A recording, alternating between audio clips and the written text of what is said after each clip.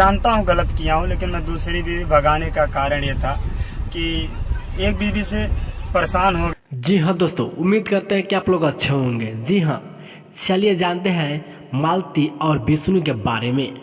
जी हाँ, अगर आप लोग मेरे चैनल पर पहली बार आए हैं तो मेरे चैनल को सब्सक्राइब, लाइक, शेयर ज़रूर करिएगा।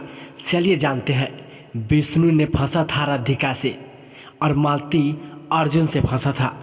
जी हाँ, खुशी खुशी से विष्णु ने शादी करा दी मालती के अर्जुन से।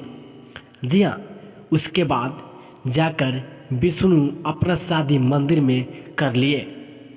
जी हाँ दोस्तों, आप लोग ये देखिए गाड़ी में बैठे किस तरह नज़र आ रहे हैं दोस्तों।